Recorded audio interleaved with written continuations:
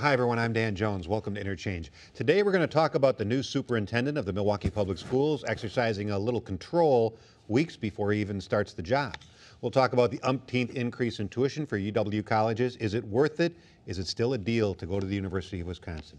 We'll talk about behind-the-scenes Republican operative Jim Klauser beating up on gubernatorial candidate Mark Neumann. Why? And we'll talk about whether the Brewers are pretty much out of it for the season already. Joining us tonight, our newspaper columnist, Joel McNally. Kevin Fischer, an aide to Republican State Senator Mary Lozick, and oftentimes a host over at WISN Radio. Denise Callaway is the communications director for the Greater Milwaukee Foundation. And Gerard Randall, consultant and local job creation expert. Rick Horowitz will be along with commentary at the end of the show. All right, the first thing we'll talk about are the struggling Milwaukee Public Schools. After years of studying whether to change the way it teaches reading, the school board was about to pull the trigger this week on a massive multi-million-dollar purchase of new textbooks and materials for the entire district. In steps the soon-to-be superintendent, Gregory Thornton, who says, wait a minute, not so quick, I think I want to take a look at this. Is this a power play on his part or a smart move, considering the historical performance of this school board, Denise? I think it's a smart move on his part. Perhaps unlike any other public job in the metropolitan area, there is no honeymoon for the MPS superintendent. So he's going to have to implement whatever the board adopts, whatever is done. He wants to take a look at it to make sure that he's comfortable with it and that he feels like it's going to get results. So it is definitely the smart thing to do. Quite frankly, there were a number of other folks who had some serious questions about whether or not this curriculum was really what was needed to move the district forward. So it's a smart thing for him to do. If he's going to, at the end of the day, be held accountable for whether or not the program works, it ought to at least be something that he feels is a good program, a good product, and gives him the best chance of improving the reading scores. Because face it, it's going to be a very difficult thing to do. There's a ton of teacher training that has to take place no matter what is done. It's going to be an uphill battle. You might at least be battling with something that you feel is worth it. Somebody mentioned something interesting to me today. They said, why would you be spending millions of dollars on new books? Nobody's buying books anymore. Why not get an electronic program? And maybe he's thinking about that. Well, there are all kinds of combinations. I think it is a really good, I mean, that's why we hired the guy, to take ownership. You know, it was ridiculous that we had 17 different reading programs, and this board under Michael Bonds has moved in the right direction, yes, but you hired him to be someone in from the outside, to give a fresh look at everything, to look around the country and get the best practices from everywhere else around the country. And he thinks he can strengthen the program. I don't think he really is against the idea of one program, and he sees a lot of value in it, but he also says there are some other things we could do which will make it even stronger. And you want him coming in to take ownership and take responsibility and say, you know, I'm staking my superintendency on results here, and if I'm going to be judged on this, I want to make the program as strong as I can possibly make it and show you that I can be a leader. He is boy, you know, he hasn't even started the job yet, but I've met him a few times, and I think he's going to be a very impressive community leader, and I'm looking forward to it. Is he clearly saying to the school board, I'm in charge, not you? Well, I think that he's saying that in partnership, we're going to turn around student reading, writing, and math performance. The board has the responsibility to put its final seal of approval on whatever textbooks are chosen, whatever curriculum is adopted, but they're going to hold him accountable for it. And his view is, if I'm going to be held accountable, if I'm going to bring achievement levels up to where you expect them to be, then I have to make sure that this textbook adoption and this curriculum fits in with my vision of how I can accomplish that. He's been meeting with curriculum specialists in both reading and in math. He's talking to university educators about how best to move forward with a training program for teachers, as well as what they need to do in-house in order to prepare them. So I think that given he doesn't start formally until July 1st, he's actually making a sincere effort to get his arms around what needs to happen in order to get MPS out of the mess that it's in, first off, with low student achievement levels, and also to move them forward to where this community can feel that the schools are doing the best they can in order to educate the children that attend them. Kevin, off topic a little bit. I'm still amazed, though, that we've been teaching kids how to read for hundreds of years, and they're still studying what's the best way. Yeah, it's frustrating, and it's one of the agonizing things about what's happening at MPS. It should be stressed more, and that's what makes this so important, that so much priority and emphasis is now being placed on reading, because without it, these kids are not going to go very far. Superintendent Thornton is supposed to meet State Department of Public Instruction imposed deadlines. Mm-hmm. Some are next week. He's supposed to have textbooks picked out. And he is telling bureaucrats in Madison, in their DPI cubicles, I'm not going to meet your deadline. I'm not. And you know what? I kind of like that. I really do. Denise says the superintendent here doesn't really get much of a honeymoon, and that may be true, but he should get a honeymoon. We should give him the benefit of the doubt and see what he can do and what he wants to do.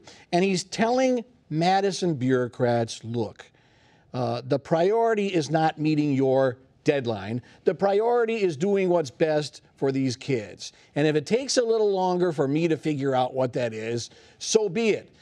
We'll figure it out. And teachers, you know what? You'll have to ramp it up this summer. You'll have to train harder, work more aggressively, so that you're prepared come September 1st.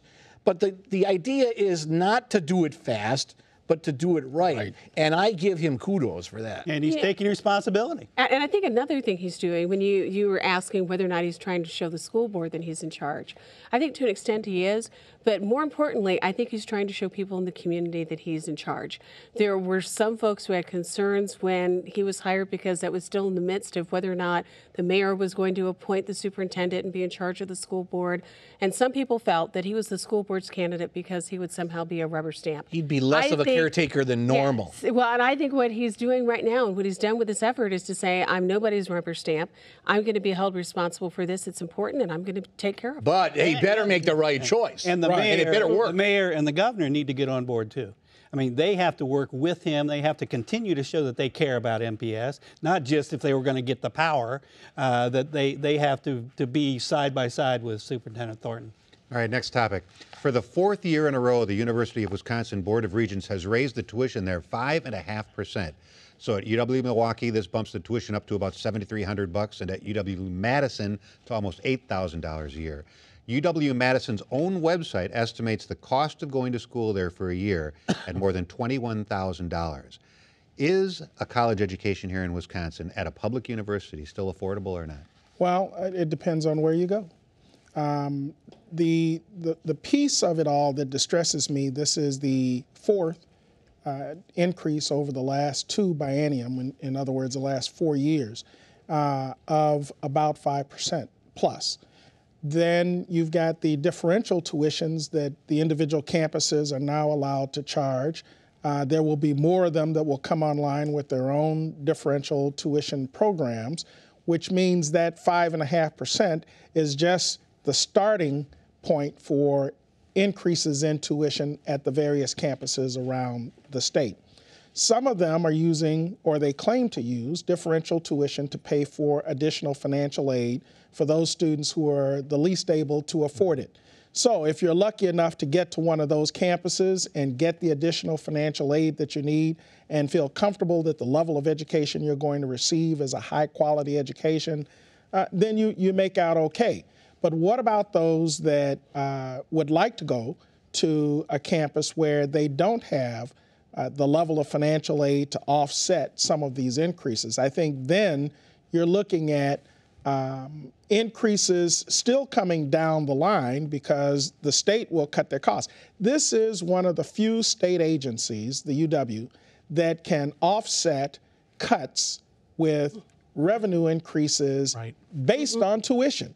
And there's absolutely no way that they're going to allow those cuts to be sustained. How would you have voted? Short of raising the tuition. If you were still a regent, how would you have voted? Based on what I know, first off, I wouldn't have gone along with the differential tuitions because I think that's the piece that allows them to run wild with the spending. I find it stunning on a couple of levels.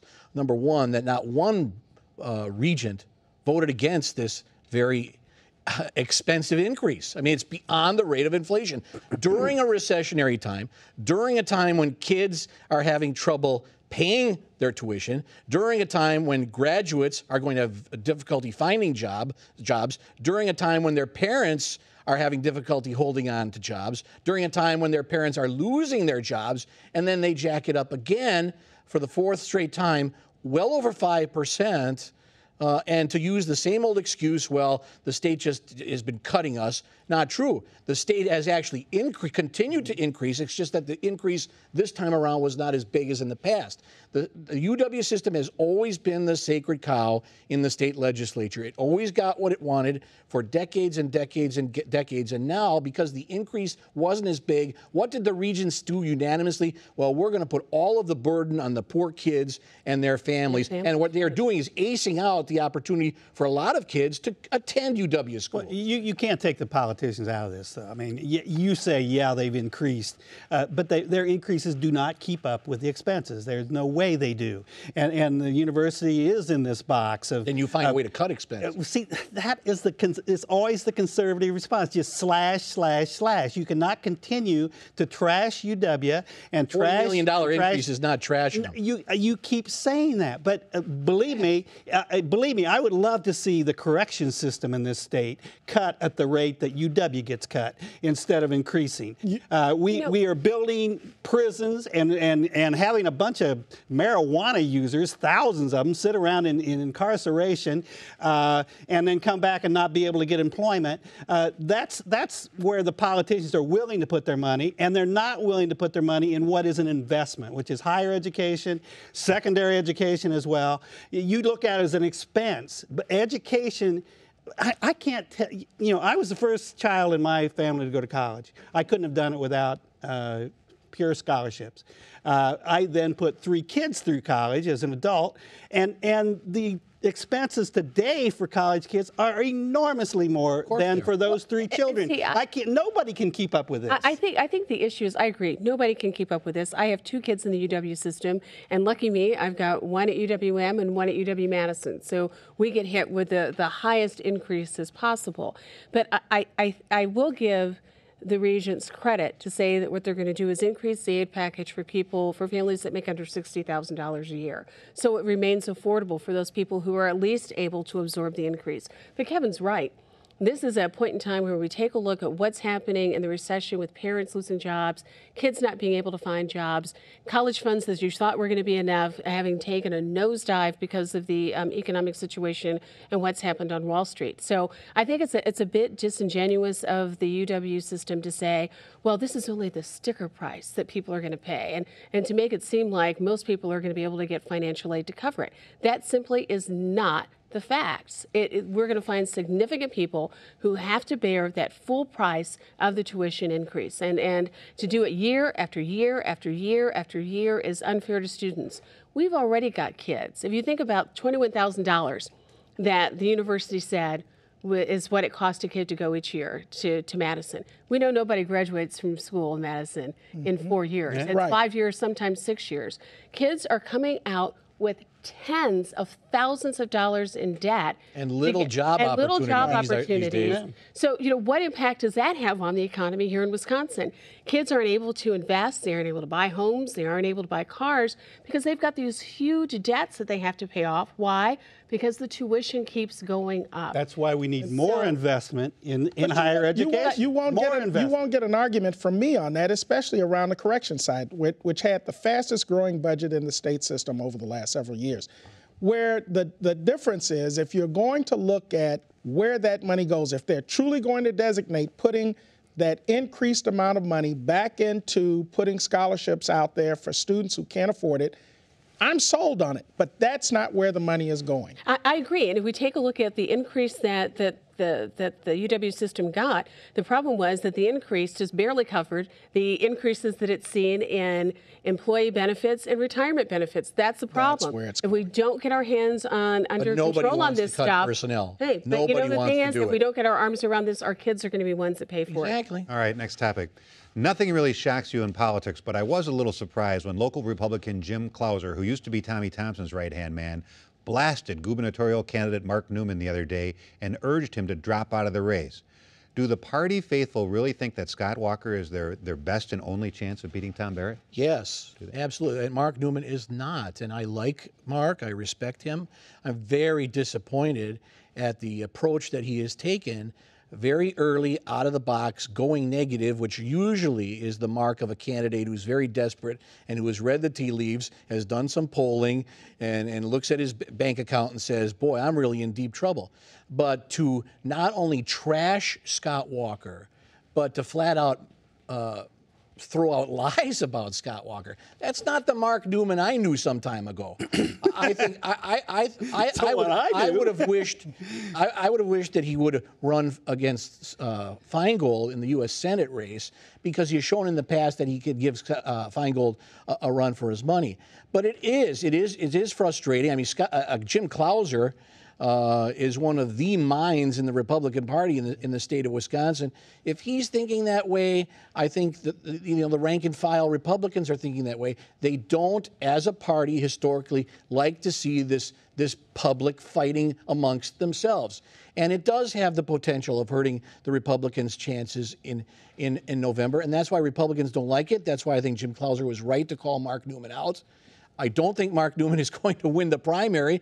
And then there's talk that he may then decide to throw his hat in the ring as an independent and try to cause even more havoc. He's not going to drop out. It's June. It's too close to the primary. But he needs to run a cleaner campaign and take the dirtiness out of it. And the untruths have to stop. But he's got millions of dollars. He must be following somebody's advice who's saying, here's what you have to do to win. I'm amazed to hear Republicans sitting over there talking about, let's clean up these campaigns. These are the people who just simply vote no and get up and yell at our president and things like that. But as long as if a Republican is being criticized, somehow they can't do dirty politics anymore, which they perfected as a science. I don't like Mark Neumann. But to tell you the truth, but to tell you the truth, I think he'd be a stronger candidate for governor than Scott Walker. He would, in fact, have the entire anti-Milwaukee rest of the state, behind him. I have said for a long time that it is very, very difficult for a mayor from Milwaukee to be elected governor of Wisconsin because of the anti-Milwaukee feeling. But if ever there was a chance for a mayor from Milwaukee to be elected governor, it's against a county executive from Milwaukee. You have all the rest of the state who could care less about either one of these candidates, and it's just a Milwaukee intramural fight. It's very interesting that you don't like Mark Neumann out there running as a wild card, where across the country, the establishment Republican candidates have been getting beat in primaries by these wild card Tea Party candidates, some of which are really off the wall, almost as off the wall as Mark Neumann. To me, I just enjoy watching the Republicans fight. What's it tell you about Klauser, though, if he supported Neumann just a few months ago? Well, I think it's interesting how people read their own tea leaves and decide whether or not it's time to jump on the next horse. But I think that Joel is right about something in that Mark Neumann has a lot of money to spend. It's his own money. He worked hard to get it. I don't think he's spending it frivolously. I think he's taking a look at what's happening around the country in terms of establishment candidates from either party, finding that they have a really hard way to go. If he decides to run as an independent and sets himself up as the anti-candidate, he may be able to make enough headway. It's really difficult to tell, but I don't think that he's spending his money on this because he thinks he's going to lose. I think he believes that he's going to be able to do something as probably a third-party candidate where he's going to be able, in his mind, to win. And he's showing clearly he doesn't care what the Republican Party thinks. Third party is not the way for him to obtain the governor's seat. He is looking at, however, that if he can position himself so that he appears to be the anti-incumbent candidate, that he, and polls clearly are showing that he's still in the hunt, that if he's able to do that, then he might be able to win the primary. But he's also forgetting that in order for him to win the primary, and to win the seat after, should he win the primary, he's got to rally the faithful back around him again, and clearly that's not happening for him. At the state convention, those that supported Scott Walker were overwhelmingly in favor of having him lead the ticket.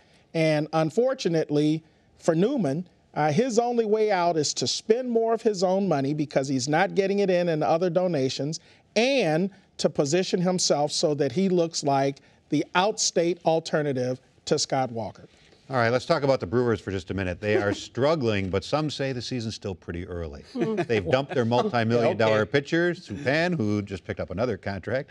I still think they're going to trade Prince Fielder the day after the All-Star game and try to get some pitching prospects for next year. You know, Come on. Last year, I put myself out on the line and I said the team was just phenomenal. I was excited that they got into the playoffs. They were 8 games ahead of this last year of where they are this year, going into as we start to approach the All-Star season, the All-Star game. And to be honest, I just can't get excited about them this year. I don't know whether it's because their pitching has just let them down so dramatically, especially their relief pitching, that it bothers me. I don't think they're going to make a major trade when it comes time to make those trades like Prince Fielder. I still hope and believe that they will keep their stars on the team. Corey Hart's been doing great. But their pitchers, frankly, have just been letting them down. Giving up 5 runs a game. You don't go very far with that kind of team ERA. The hitting is not there. It's not as powerful as it was in the past. The relief pitching is terrible. Starting pitching is terrible. The general manager, it's true. You can laugh all you want. It's true. They are mired in 5th place. You have a general manager who did not prepare this team this year for injuries and guys not playing as well. They have no depth. You have a manager who can't handle the talent that he does have. And really, it's not a very good team. You have maybe 1 or 2 guys that are bona fide stars, and you need pitching, and the obvious move is to deal Prince Fielder before he gets older, before the knees go, while he still has some value, because they are not going to be able to afford him 18 months from now. They are not going to be able to give him the money he wants. That you and a whole lot of other people calling into sports talk shows have wanted to trade Prince Fielder for 3 years now. It's like, you know, can't you relax and enjoy this guy? I mean, he is a bona fide superstar. He's not having a very good year yet. Can they afford to keep him? Probably not. But there wouldn't be any reason to trade him until the off season, when you can get a whole lot of activity going and a whole lot of people are interested. You don't just have to trade him for the second half of this season when we've got him into next year.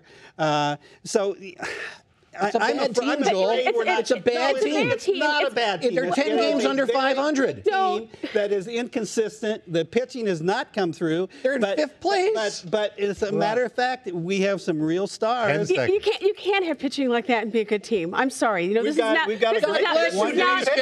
not my sport, but even I know that much. And you can't get rid of Prince Fielder now. He's the only reason that some people are still showing up. Well, half of what you said was right. From Brewer problems to another BP, From you, I'll take half. British Petroleum. With this mess in the Gulf getting worse every day, no one should be surprised at all the shouting and the finger pointing. But what does surprise Rick Horowitz is the virtual silence so far from one prominent figure with deep knowledge of the energy industry. Rick. In my charitable moments, I picture Dick Cheney fretting. He's watching the news about the spill in the Gulf of Mexico, and he's troubled, deeply troubled. Who wouldn't be? How can anyone look at those pictures from the Gulf of Mexico and not be troubled? Dick Cheney is a hunter, after all. He takes pleasure in the great outdoors. How could an outdoorsman not wince or even weep at what he's seeing? But there's more to it than that. Of course, Dick Cheney isn't just a hunter, he's an oil man. And what must an oil man be thinking when he turns on the news and sees the stain growing larger by the hour? The stain of oil on the water, oil in the water, oil on the beaches, in the grasses, on feathers and beaks and shells. The boats idled by oil, the livelihoods ruined by oil. Yes, it's a devil's bargain, he's thinking, but it's the cost of doing business. The nation runs on oil, moves on oil.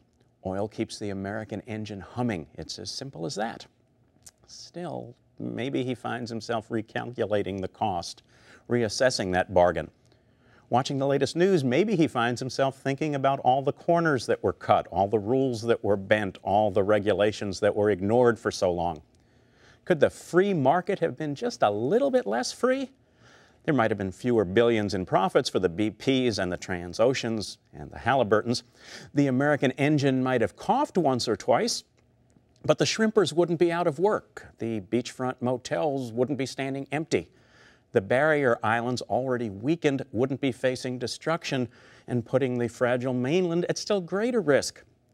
Maybe Dick Cheney finds himself picking up the phone and offering assistance to a White House that needs all the help it can get right now.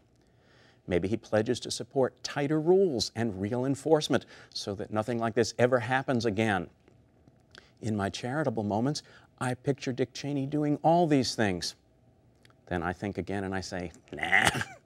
Dick Cheney is laughing his butt off. They turned it down. Well, thank you, Rick, and thank you so much for watching. Enjoy the rest of your weekend.